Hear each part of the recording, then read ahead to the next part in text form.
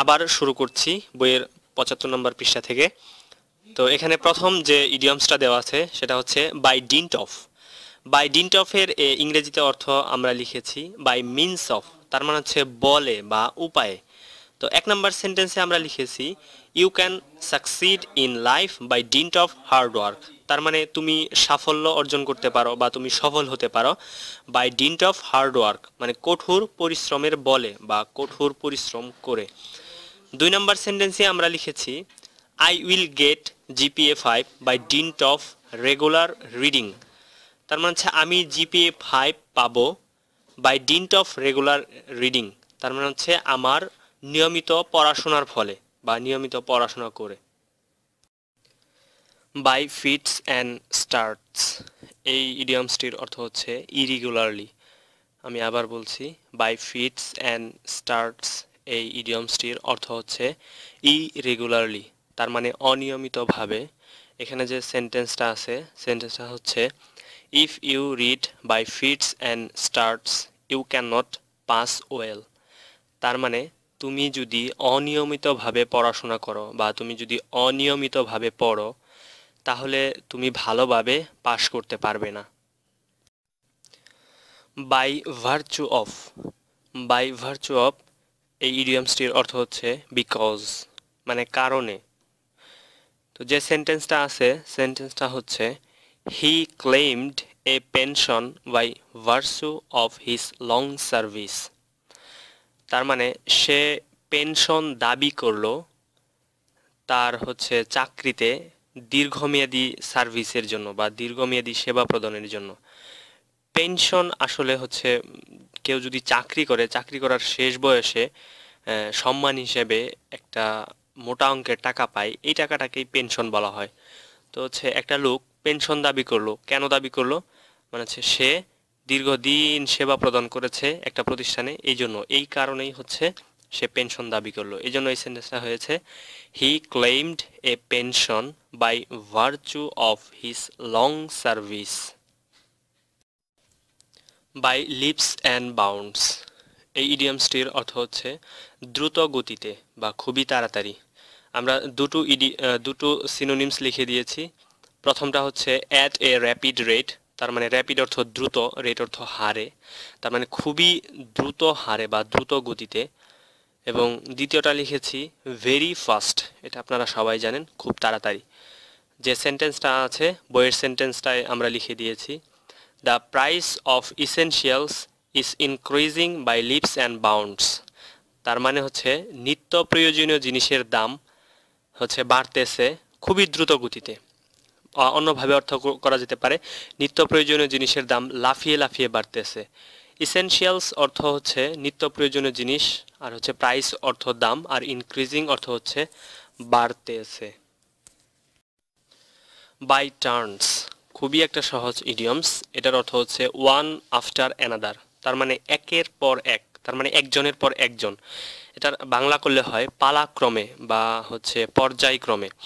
তো বইয়ে যে সেন্টেন্সটা দেওয়া আছে সেটা হচ্ছে they worked in the garden by turns, তার মানে তারা বাগানে কাজ করলো পালাক্রমে বা পর্যায়ক্রমে।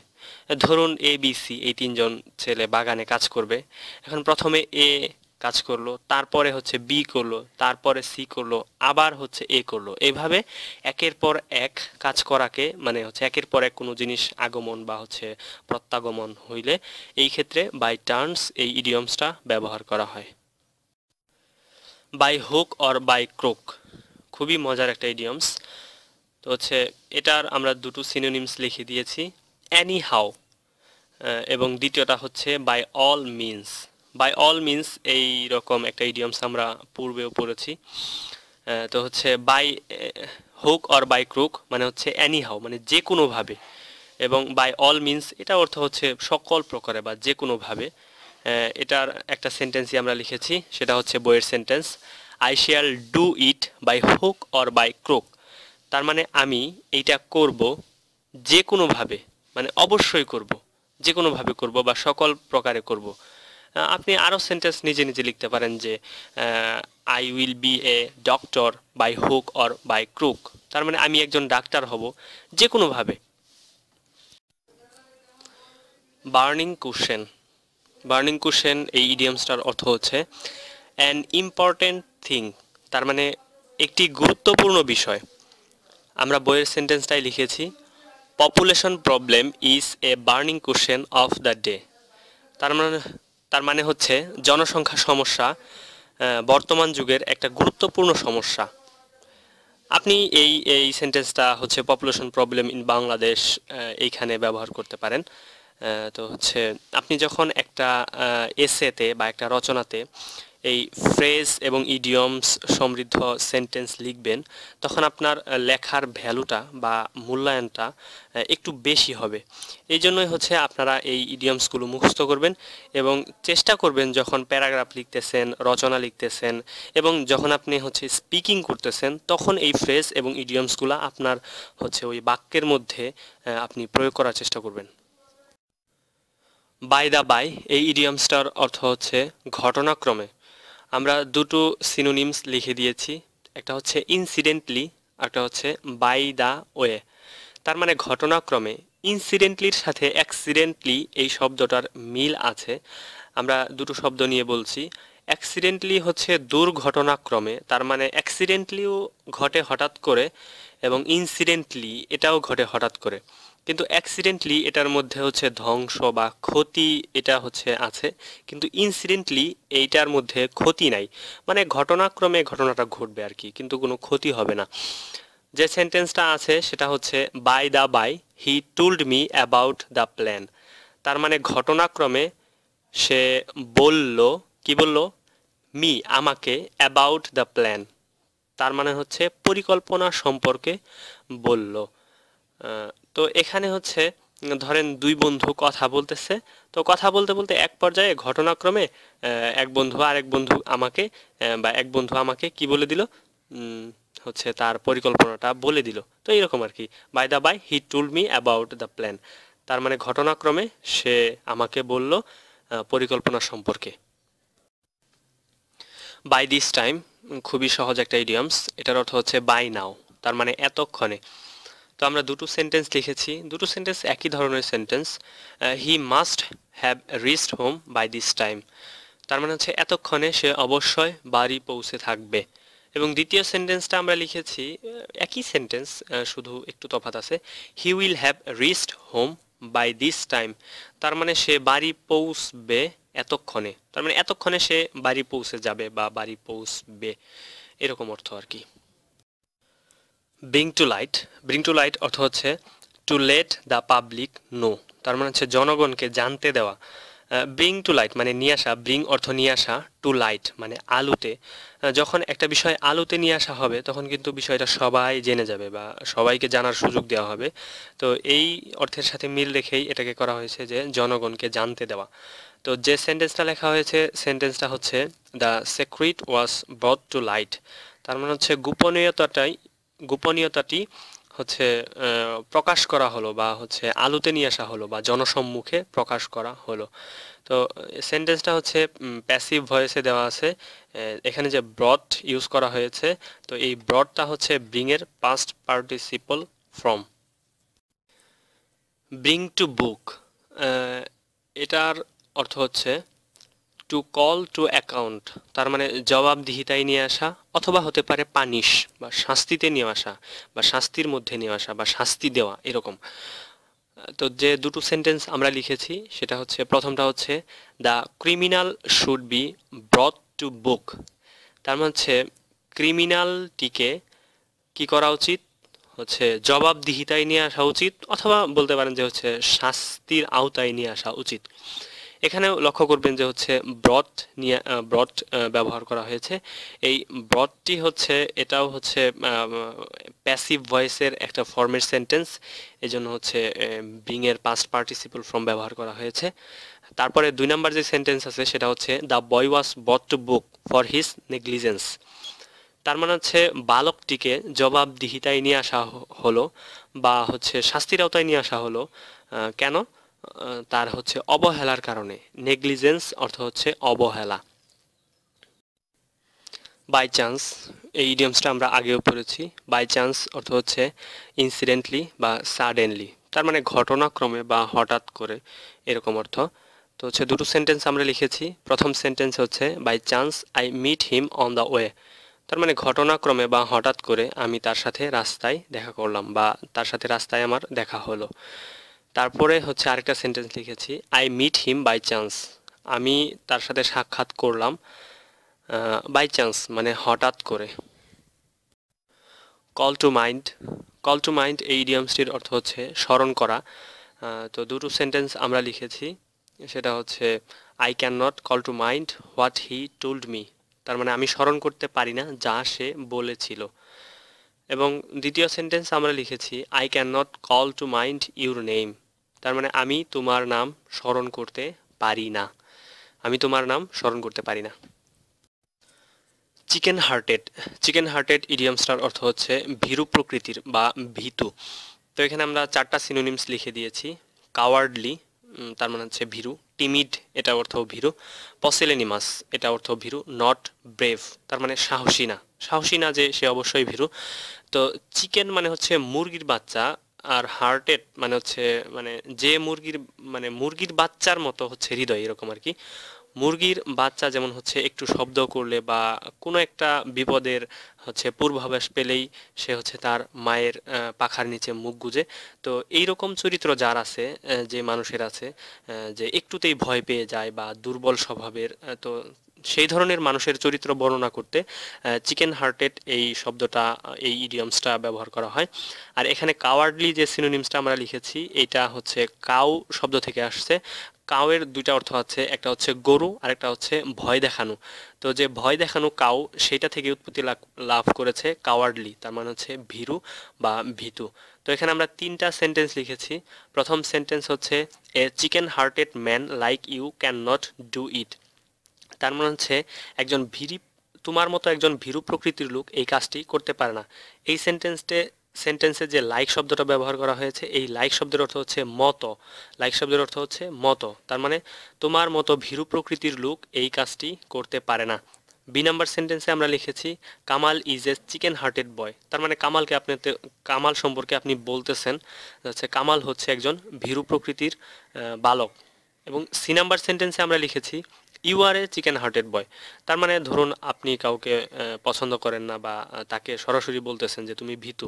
এখন এটাকে আপনি ইংরেজিতে কিভাবে বলবেন? যে এইভাবে বলবেন you are a chicken hearted boy, তার মানে হচ্ছে তুমি একটা হচ্ছে ভীরু প্রকৃতির লোক। আপনি যদি কোনো বালিকাকে বলতে চান যে হচ্ছে তুমি একটা চিকেন হার্টেড হচ্ছে বালিকা, তাহলে আপনি এইভাবে বলবেন যে you are a chicken hearted girl, তার মানে হচ্ছে তুমি একটা ভীরু প্রকৃতির বালিকা বা তোমার হচ্ছে মুরগির বাচ্চার হার্ট এরকম। এ ক্লোজ ফিস্টেড ম্যান, এ ক্লোজ ফিস্টেড ম্যান এই ইডিয়মসটার অর্থ হচ্ছে কৃপণ। তো এখানে আমরা তিনটা সিনোনিমস লিখেছি। প্রথম সিনোনিমস হচ্ছে এ মাইজার, এটার অর্থ আপনারা সবাই জানেন কৃপণ। এবং দ্বিতীয়টা হচ্ছে স্কিন ফ্লিন্ট এবং শেষেরটা হচ্ছে নিগার্ড। স্কিন ফ্লিন্ট এবং নিগার্ড এই দুটো শব্দের অর্থই হচ্ছে কৃপণ। তো আমরা দুটো সেন্টেন্স লিখেছি। প্রথমটা হচ্ছে a close fisted man spends nothing in charity, তার মানে একজন কৃপণ মানুষ কিছুই ব্যয় করে না মানে বদান্যতায়। তো এখানে ইন চ্যারিটি শব্দটা ব্যবহার করা হয়েছে, চ্যারিটি অর্থ হচ্ছে বদান্যতা। তো যে জিনিস ব্যয় করা হয় কোনো লাভ ছাড়া, ধরুন একজন ভিক্ষুক আপনার সামনে আসছে, তো আপনি তাকে 10টা টাকা দিয়ে দিলেন, এই 10 টাকার বিনিময়ে আপনি হচ্ছে কোনো লাভ প্রত্যাশা করেন না, এটাই হচ্ছে মানে চ্যারিটি স্বরূপ দেওয়া আর কি। তো হচ্ছে সেই ক্ষেত্রে এই সেন্টেন্সটা ব্যবহার করা হয়েছে a close fisted man spends nothing in charity, তার মানে একজন কৃপণ মানুষ বদান্যতায় কিছুই দান করে না। তারপরে যে সেন্টেন্সটা আছে সেটা হচ্ছে you are a close fisted man, তার মানে হচ্ছে তুমি একজন কৃপণ মানুষ।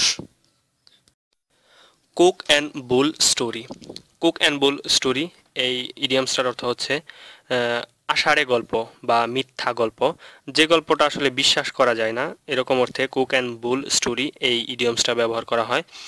তো এখানে আমরা সিনোনিমস লিখে দিয়েছি এ ফুলিশ স্টোরি, তার মানে হচ্ছে ফুলিশ মানে হচ্ছে বোকা, তো একটা বোকা গল্প। ফলস স্টোরি তার মানে হচ্ছে মিথ্যা গল্প। আনবিলিভেবল স্টোরি তার মানে হচ্ছে অবিশ্বাস্য গল্প, মানে যে গল্পটা বিশ্বাস করা যায় না সেই গল্পকে বলা হয় আনবিলিভেবল স্টোরি। তো তো এখানে প্রথম সেন্টেন্স আছে a cock and bull story makes us love only. তার হচ্ছে একটা আষাঢ়ে গল্প আমাদেরকে শুধুই হাসায়। এই বাক্যে মেক্স ব্যবহার করা হয়েছে। এই মেক্সটা হচ্ছে পজিটিভ ভার্ব। এটা সাধারণত তৈরি করা এরকম অর্থ বোঝায় না, এটা বোঝায় অন্যকে দিয়ে কাজ করানো আর কি। এটা একটু ভিন্ন অর্থে, তো মনে রাখবেন এখানে অর্থটা হচ্ছে এরকম, একটা আষাঢ়ে গল্প আমাদেরকে শুধুই হাসায়। দ্বিতীয় যে সেন্টেন্সটা আছে সেটা হচ্ছে I do not believe your cook and bull story. তার মানে আমি তোমার আষাঢ়ে গল্প বিশ্বাস করি না। কাম ইন কোশ্চেন, এই ইডিয়ামসটার অর্থ হচ্ছে মানে সন্দেহ বা অবিশ্বাস। তার মানে আপনার মনের ভেতরে যদি কোনো প্রশ্ন আসে সেক্ষেত্রে বোঝাবে যে হচ্ছে এটা নিয়ে কোনো সন্দেহ আছে। এটার তিনটা সিনোনিমস আমরা লিখেছি।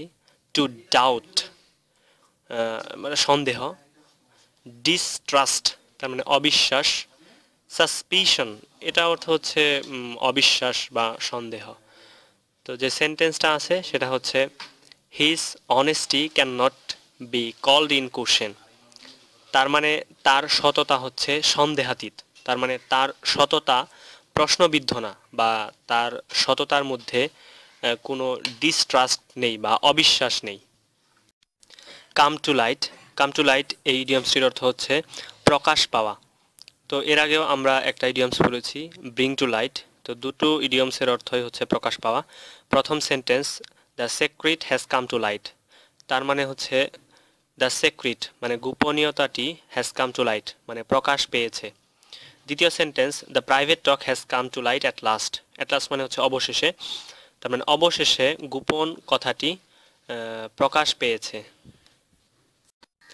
কাম ট্রু, কাম ট্রু এই ইডিয়ামসটার অর্থ হচ্ছে টু বি প্রুভ ট্রু, তার মানে হচ্ছে সত্য হওয়া বা সত্য বলে প্রমাণিত হওয়া। যে সেন্টেন্সটা আছে সেটা হচ্ছে হিজ ড্রিম কেম ট্রু, তার মানে হচ্ছে তার স্বপ্ন সত্য হলো। ক্রোকোডাইল টিয়ার্স, ক্রোকোডাইল টিয়ার্স এটার অর্থ হচ্ছে মায়া কান্না। আমরা দুটো সেন্টেন্স লিখে দিয়েছি, প্রিটেন্ডেড গ্রিপ্ট এবং হচ্ছে প্রিটেন্ডেড ক্রাই। গ্রিপ্ট অর্থ হচ্ছে সুখ এবং ক্রাই অর্থ হচ্ছে কান্না। তার মানে হচ্ছে ভান করে বা ছলনা করে যে কান্না করা হয় বা ছলনা করে যে সুখ প্রকাশ করা হয় সেটাকেই হচ্ছে ক্রোকোডাইল টিয়ার্স বলা হয়। তো এখানে যে বইয়ের সেন্টেন্সটা আছে সেটাই আমরা লিখেছি his stepmother shed crocodile tears at the death of his sister, মানে হচ্ছে তার বোনের মৃত্যুতে তার সৎ মা একটু মায়া কান্না করলো বা একটু হচ্ছে ছলনা করে অশ্রু ঝরালো। শেড অর্থ হচ্ছে ঝরানো আর স্টেপ মাদার অর্থ হচ্ছে সৎ মা। তো হচ্ছে ক্রোকোডাইল টিয়ার্স, ক্রোকোডাইল অর্থ হচ্ছে এখানে কুমির, টিয়ার্স অর্থ হচ্ছে অশ্রু। ক্রোকোডাইল টিয়ার্স মানে কুমিরের কান্না না হয়ে কেন মায়া কান্না হলো, এই বিষয়টা আমরা এখন বলবো।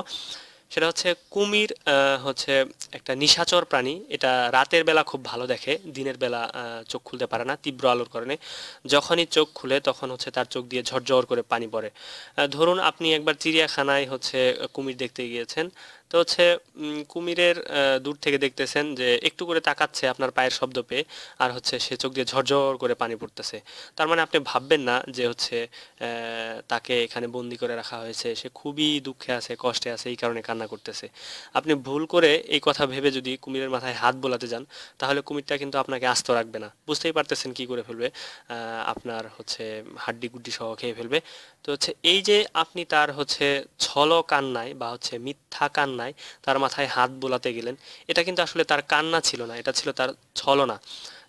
এই জন্যেই এই অর্থে হচ্ছে এই ক্রোকোডাইল টিয়ার্সটাকে মায়া কান্না বা হচ্ছে ছল কান্না এই অর্থে ব্যবহার করা যায়। ক্রাইং নিড, ক্রাইং নিড অর্থ হচ্ছে জরুরি প্রয়োজন। এখানে যে অর্থটা আছে সেটা হচ্ছে আর্জেন্ট নেসেসারি। আর্জেন্ট অর্থ হচ্ছে তৎক্ষণাৎ বা হচ্ছে জরুরি, নেসেসারি অর্থ হচ্ছে প্রয়োজন। তো হচ্ছে সেন্টেন্সটা হচ্ছে education is the crying need of a nation, তার হচ্ছে শিক্ষা হচ্ছে জরুরি প্রয়োজন অফ এ নেশন, তার মানে একটা জাতির। Education is the crying need of a nation, শিক্ষা হচ্ছে একটি জাতির জন্য জরুরি প্রয়োজন বা অত্যাবশ্যকীয়ভাবে প্রয়োজন। কাট এ সরি ফিগার, তার মানে এটা হচ্ছে খারাপ রেজাল্ট করা, টু প্রডিউস ব্যাড রেজাল্ট, তার মানে খারাপ ফলাফল করা, পরীক্ষা দিয়ে কারো রেজাল্ট যদি ভালো না হয় সেই ক্ষেত্রে এই ইডিয়মসটা ব্যবহার করা হয়। তো এখানে যে সেন্টেন্সটা আছে he cut a sorry figure in the examination, তার মানে পরীক্ষায় সে কি করলো, খারাপ রেজাল্ট করলো। তো ঠিক এইটার যে বিপরীত ইডিয়মসটা সেটা হচ্ছে cut a good figure, cut a good figure, তার মানে হচ্ছে ভালো রেজাল্ট করা। এখানে আপনি যদি মনে করেন যে কেউ ভালো রেজাল্ট করেছে, তাহলে এই বাক্যটা আমি বর্ণনা করব কিভাবে, তাহলে আপনি এই ইডিয়মসটা দিয়ে বর্ণনা করতে পারেন। যেমন he cut a good figure in the examination, he cut a good figure in the examination, তার মানে হচ্ছে সে পরীক্ষাতে ভালো রেজাল্ট করলো বা ভালো ফলাফল করলো।